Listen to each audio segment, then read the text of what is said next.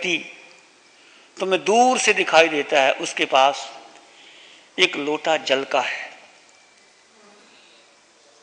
और तुम्हें बड़ी राहत लगती है कि मुझे जल मिल जाए, और वो तुम्हारे पास आए तो तुम कितनी कीमत दोगे?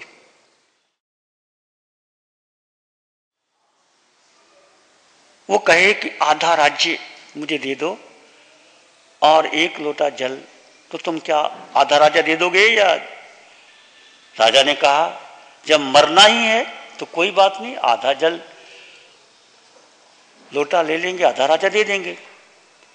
संत ने कहा राजन वो तैयार ना हो, कह नहीं, मैं तो आधा लोटा दूंगा, आधा मैं पीऊंगा, और आधा राज्य नहीं पूरा राज्य लूंगा। आधा लोटा जल का दूंगा और पूरा राज्य लूंगा और आधा मैं पीऊंगा, मुझे भी प्यास लगी है। बोलो राजन सौदा करोगे? आप करोगे? करना पड़ेगा, मन तो नहीं करता, करना पड़ेगा। राजा ने कहा जब मरना है निश्चित, कंठ प्यास यहां तक आ गई है, कोई चारा ही नहीं है। राजा ने कहा चलो आधा लोटा ही ले लेंगे, प्यास तो बुझ जाएगी, मरने से तो बच जाएंगे।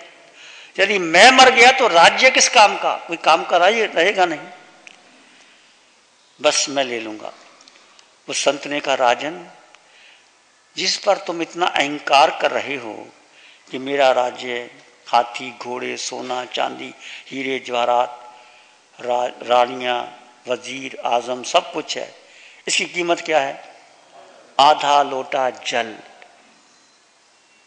ये कीमत है। और उसकी कीमत भी कब है? जब तक चेतन राम है। चेतना निकल गई तो आधा जल लोटा भी काम का नहीं आएगा। फिर कितना पानी पिलाओ, मुर्दे को कितना पानी पिला दो, असर होता है? कुछ असर नहीं होता। तो कीमत किसकी हुई? कीमत है आत्मबल की। एक है मित्र का बल, धन का बल, पद का बल, कुटुंब का बल, परिवार का बल, संघ का बल, सबका बल, और एक तरफ है आत्मबल। किसका पल्ला भारी है? आप किसको महत्व देते हो? हम बोलते तो हैं आत्मबल को, पर अंतर में क्या लगता है? धन ही काम आएगा, बेटा ही काम आएगा, खाना कौन बनाएगा पत्नी के बिना। अंतर में हमारा विश्वास, हमारी श्रद्धा, हमारी आस्था, हमारी निष्ठा कहाँ है? यदि आत्मबल पर भरोसा हो, भगवान महावीर को आत्मबल पर भरोसा था, निकल पड़े अकेले, राजपाट छोड़ा, कोई बल साथ नहीं लिया, किसी को साथ नहीं रखा। इंद्र भी सामने आता है, भगवान कहते हैं तेरी भी जरूरत नहीं है, कर्म तो मैंने बांधे हैं और मुझे काटने हैं। ये है आत्मबल। कितना संकट आ जाए, कितनी परीक्षा ले ले, आत्मबल की जीत होती है। परीक्षाएं होती हैं, संकट आते हैं। तो मैं कह रहा था शरीर का बल कुछ भी नहीं है, और शरीर का बल है, भुजाओं में ताकत है, आंखों में शक्ति है, देखने की, कानों में सुनने की, नासिका के पांच इंद्रियों की। यदि आत्मा राम है तो, आत्मा राम नहीं तो कुछ नहीं। इसलिए भगवान महावीर कह रहे हैं आत्मा का बल बढ़ाओ। आज तक हमने किसका बल बढ़ाया? शरीर का बल, परिवार का बल, मित्रों का बल, ज्ञाति का बल, गुरुओं का बल। गुरु चेले को बढ़ाते हैं, चेला गुरु को बढ़ाता है, और दोनों ही डूब जाते। एक आत्म बल, एक आत्म ज्ञान, एक आत्म दृष्टि, एक अप्रमत्तता, होश। और होश कहाँ रहती है? आत्मा में, मन में नहीं रहता। मन क्या है?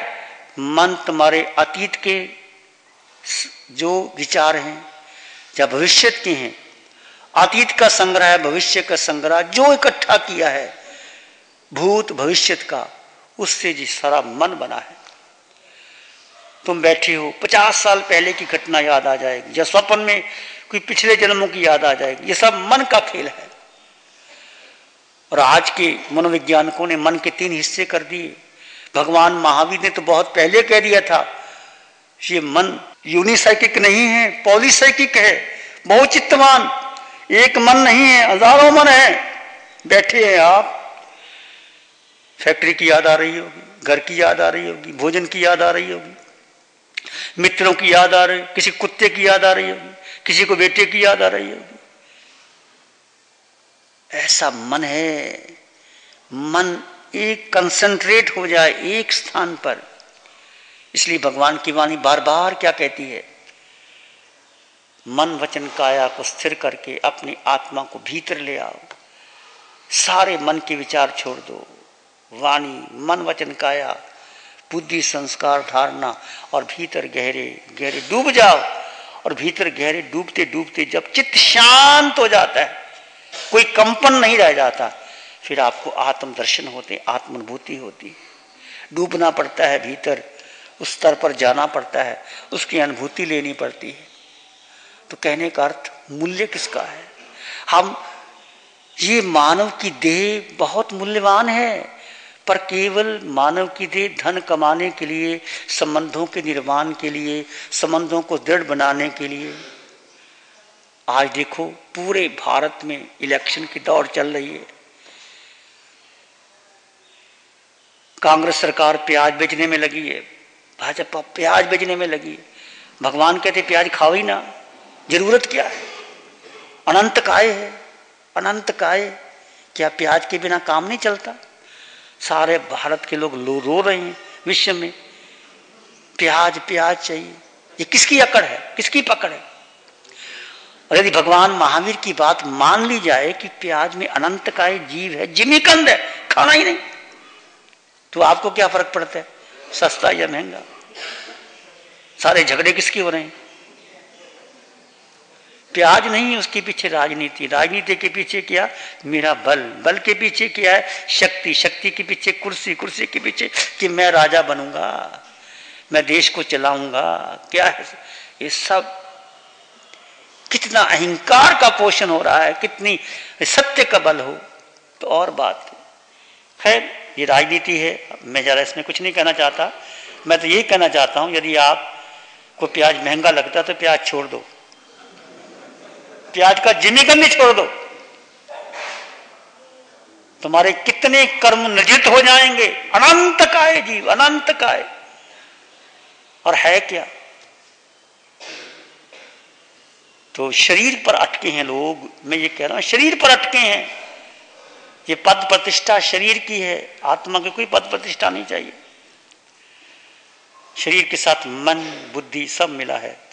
तो ये सूत्र की चर्चा कर रहे थे कि आशु प्रज्ञा पंडित सोए व्यक्ति की जागरूकता, और जागरूकता वर्तमान में खनन जान ही पंडिये। ये क्षण महत्वपूर्ण है। बस तुम जब समयक में बैठो, नवकार मंत्र का जाप करो, मॉर्निंग वॉक करो, ध्यान करो, हर श्वास के प्रति जागरूक रहना, हर श्वास के प्रति जागरूक कि क्या भरोसा श्वास कब टूट जाए। और शरीर की क्षमता कितनी है? भगवान कहते हैं घोरा महुत्ता अबलंग शरीरंग भारंड पक्षी व चरपमत्ते। घोरा महुत्ता, ये शरीर बहुत कमजोर है और काल निर्दयी है। शरीर कमजोर है और काल निर्दयी है। कैसे शरीर कमजोर है? बोलो, क्या क्षमता है शरीर की? आपकी टेम्परेचर, कितने टेम्परेचर पर आप जिंदा हैं? 98। और ज्यादा से ज्यादा कितना चला जाए? 108-9 तक चला जाए, या इधर, और 98 से 94 आ जाए, इधर आ जाए राम नाम सत, इधर आ जाए राम नाम सत। 98 और 110 के बीच में कितना? 12 डिग्री का टेम्परेचर।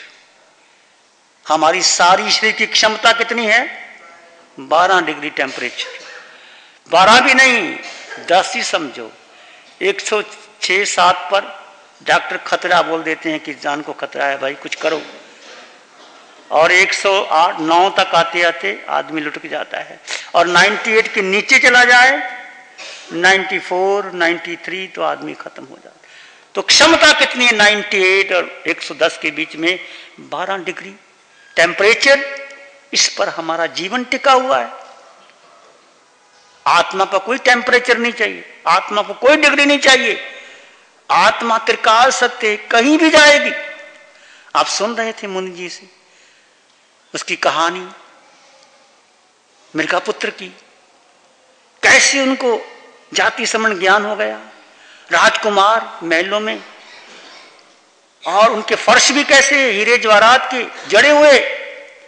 आज के तुम्हारे संगमरमर ये नहीं, उस समय भारत समृद्ध था, हीरे जवाहरात जड़े हुए फर्श पर गवाक्ष में बैठा हुआ नगर का दृश्य देख रहा है, दूर से किसी संत को देखता है, ओह चिंतन चला, मैंने ये रूप देखा है कहीं ना कहीं। ये साधना का बल है तुम्हारा, तुम्हारे जीवन में साधना होगी तो कहीं भी रहोगे आपको बोध मिल जाएगा, धर्म का बोध मिल जाएगा, जाति समण ज्ञान हो जाए, या कोई गुरु तुम्हारे पास आ जाए, या तुम्हें कोई बोध देने वाला व्यक्ति मिल जाए, या किसी की भगवान की गाथा मिल जाए, तुम्हें बोध मिल जाएगा।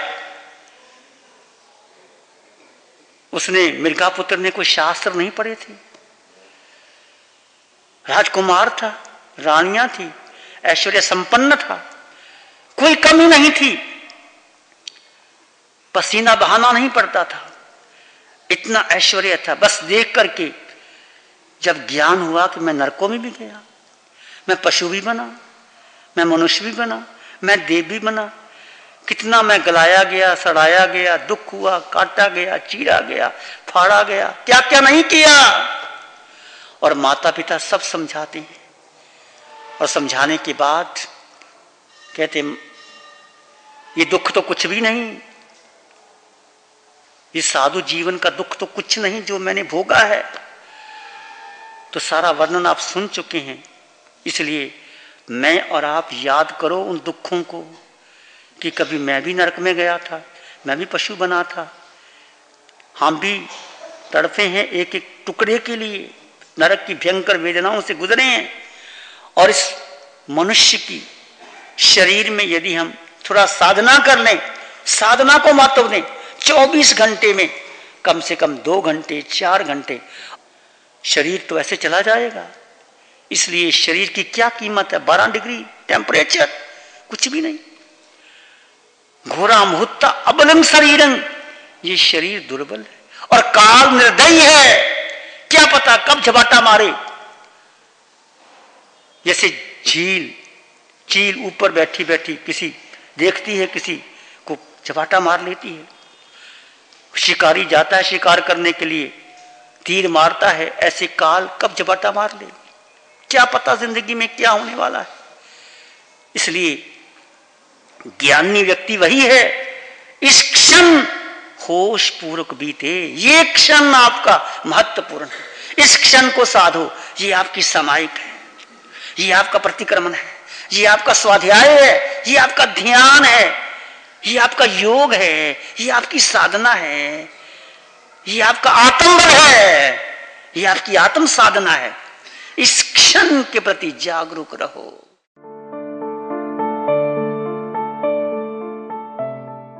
आंखें बंद, मन वचन काया शांत, शरीर शांत, विचार शांत, सृष्टि शांत, वातावरण शांत।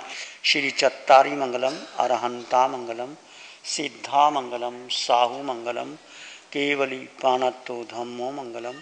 चत्तारी लोग उत्तम, अरहंता लोग उत्तम, सिद्धा लोग उत्तम, साहू लोग उत्तम, केवली पानत्तो धम्मो लोग उत्तम। चत्तारी शरणं पवज्जामि, अरहन्ते शरणं पवज्जामि, सिद्धे शरणं पवज्जामि, साहू शरणं पवज्जामि, केवली पाणत्तं धम्मं शरणं पवज्जामि। चारे शरण दुख और न शरणा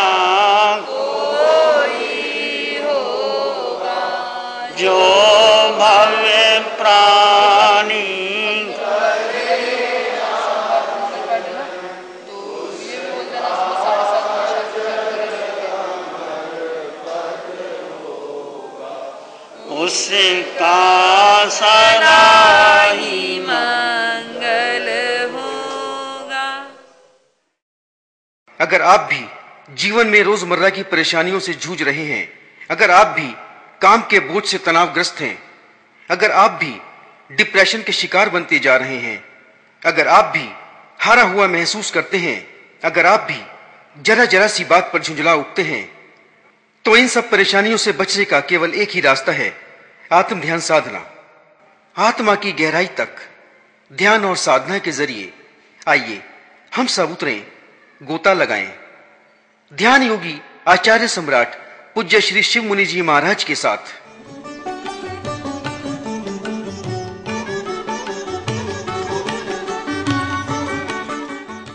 ध्यान क्या है? ध्यान में क्या होता है? ध्यान में कैसे उतरा जाता है? साधना क्या है? साधना में क्या साधा जाता है? साधने के बाद किसके दर्शन होते हैं? आत्मा के। अगर आप में भी आत्मा के दर्शनों की प्यास है, अगर आप में भी आत्मा से मिलने की तड़प है, अगर आप भी आत्मा में रच बस जाना चाहते हैं, तो चलिए हमारे साथ आत्म ध्यान साधना के शिविरों में, जहां ध्यान योगी आचार्य सम्राट डॉक्टर शिव मुनि जी महाराज आप ही को मिलवाएंगे आप ही से, जहां होगा आत्मा का दर्शन बार बार, हर बार।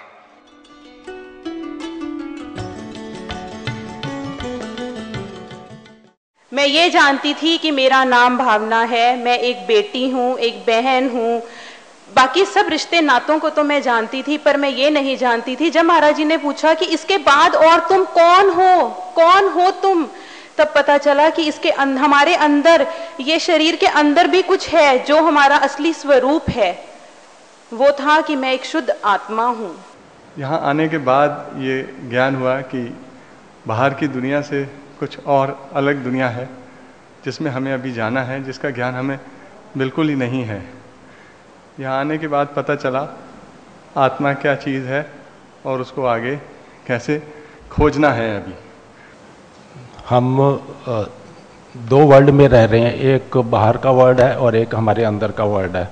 अभी तक हम बाहर के वर्ल्ड में जो सुख और शांति की खोज में हम जो भटक रहे हैं, उससे हमारे जीवन में और अधिक फ्रस्ट्रेशन पैदा हो रहा है और अधिक मानसिक तनाव पैदा हो रहा है, और इस तनाव से हमें कई तरह की और बीमारियां हमारे लग जाती हैं। अब इस ध्यान शिविर के माध्यम से भगवान ने हमें इनर वर्ल्ड, जो हमारी अंदर की दुनिया है, और उसमें हमें आत्मा की खोज किस तरीके से करनी है, हमें उसका रास्ता दिखाया है। ध्यान शिविरों में भाग लेने एवं अधिक जानकारी के लिए तुरंत संपर्क करें श्री महेंद्र जैन,